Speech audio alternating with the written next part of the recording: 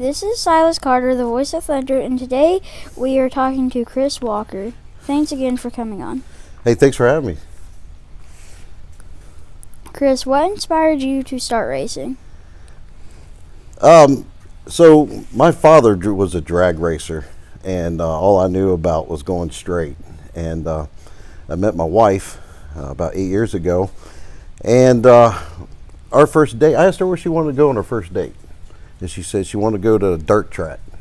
So we went to Hagerstown, Maryland, because that's where we lived. And then every week after that, we were either in Hagerstown or Winchester, Virginia, watching dirt races. And so we moved to Tennessee. And the first weekend we lived down here, we moved down on Thanksgiving. And so the season started. We parked up on the hillside of I-75, and I sat there every weekend. Said, man, I want to do that. I want to do that. So that's what inspired me. Chris, what is the strangest thing that ever happened to you at the track? Well, there's many, but I guess the strangest thing, and wow, that's a tough question. Well, the strangest thing actually was probably the night I met Ron Dre. No, but I think the strangest thing was, to me, and the hardest thing to understand per se, maybe even the strangest, was the first engine I blew up. The thing was running like a top and running really good, and they say that when engines blow, they run their best right before they do, and that's I've proven that fact. But I had no idea that was going to happen. But there's been some strange things happen to the track, but that's the first one that comes to my mind, anyways. Chris, you've done a lot of other cool things besides racing. Tell us about your time in the music industry. Well, so I spent a lot of time helping being a roadie, and it's because I never had the talent, never had the energy to sit down and learn an instrument. I've always wanted to be a rock star, so I guess the best thing I could have done is align myself with rock stars. And sometimes that's fun, and sometimes that's really not fun. But it's always cool. But I also started about 14 years ago, 15, well, maybe longer than that now, but started an online radio show called the Power Chord Cafe, where I featured a lot of rock and roll. And so I did that for quite a long time, which got me into meeting the artist and taking fans that listen to my show backstage and meeting them. And, it was a lot of fun. It was a lot more fun than being a roadie.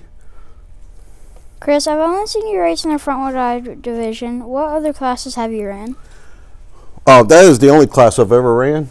And honestly, I have a lot of fun in the front-wheel drive division. And, I bring a lot of support to the class in regards to, it's often the class that's really not looked at as the most favorable class. However, it probably has some of the best racing. Also has some of the strongest desires to win. But that's the only class. I would love to drive a late model. I just don't have, I'm 50 years old. I just don't have it in me right now to even try that.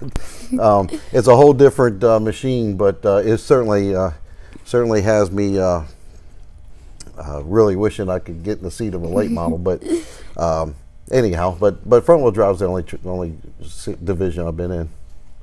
Chris, what drivers have been an inspiration to you in racing? Well, so everybody asked me when I had my car, I drove the 5C, and everybody says, where'd the number come from? Well, the 5 came from a couple of things. I noticed that almost every walker that ran at I-75 had 5 or some sort of a 5. So I had to adopt the 5. But Terry Labonte, and the reason why I say that is he, back in the day when I followed NASCAR pretty hardcore, Terry was always the most level-headed. He was always the guy that finished strong, but wasn't necessarily always the guy that won, even though he had his wins. But he wasn't looked at as a front runner per se. But he always had the good racing attitude and drive. That, by the way, is how I started and the mindset that I started, which netted me the Sportsman of the Year award in 2018 at I-75, which was a huge honor. I had no idea they came and I came out of the bathroom, and one of the track officials was standing there and goes, "Come on, you're going with me." And I'm like, "Where am I going?" He's like, "Down to the track." And so they surprised me with that award, and I dedicated that to Terry Labonte's deal. Chris, you reserved roles and announced a little last year. How was it calling the action? It was a whole different world, and I said it once, I'll say it again. Announcing a race is a heck of a lot harder than driving a race. I have huge respects for Brian Kyle and how he does it and what he does. I'm sorry that he's not going to be around this year, but what a genius behind the microphone in that tower.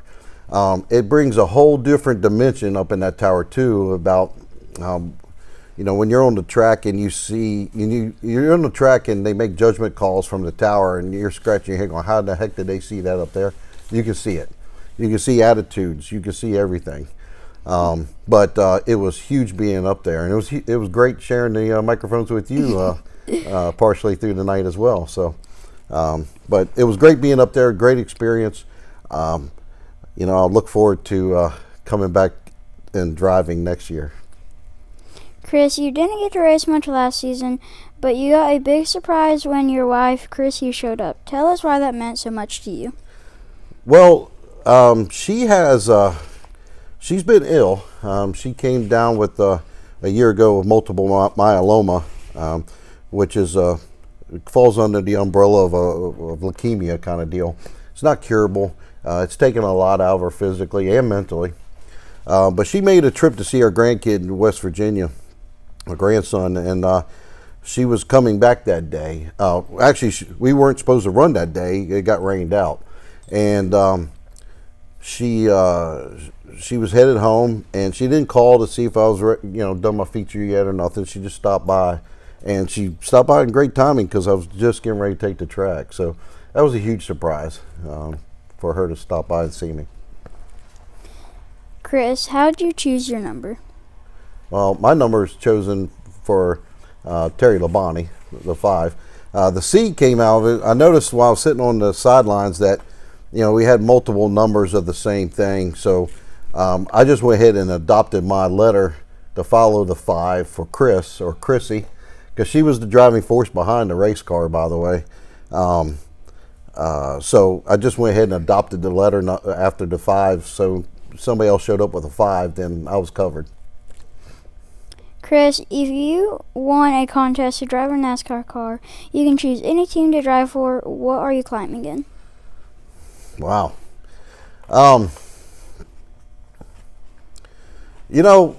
Right now, today, I'd probably want to drive that 9 car, Chase Elliott, for a couple of reasons. One, they're fairly local, compared to everybody else. So, that Elliott family goes way back, and they've got some deep-seated roots in Dawsonville, and Chase is a great driver. He's got some great equipment. So any of the Hendricks cars, I believe I would sit behind the wheel of and enjoy. What's your favorite race snack? My favorite race what? Snack. Oh, man, them hamburgers at the track. I don't know what they soak them in. It might be race fuel. I don't know, but it's pretty good. They're pretty good. Okay, Chris. Finish up by telling us about the Dre racing and tell us what we can expect this season. Well, I'm actually glad you asked that question because I certainly wanted to take time to thank the Dre's for the opportunity, and especially Dylan for allowing me to race his car that he's won so many races with.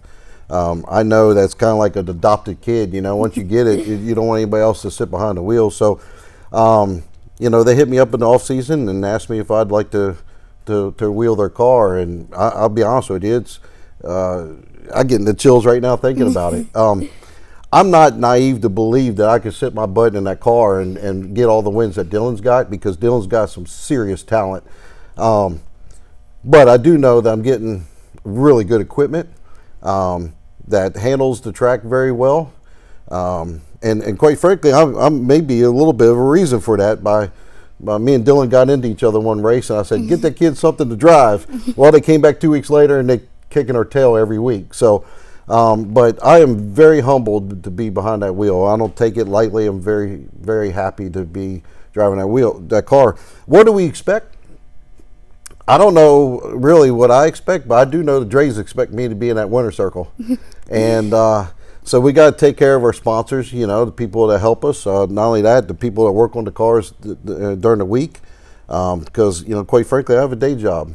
And so, but it's, going to require a lot of work from me. But, the Drays, all of them, Ron, Eric, and Trevor, and Joy, and Granddad, and Grandma, everybody, right? They're all into it. And the fact that I have the opportunity to do this is huge.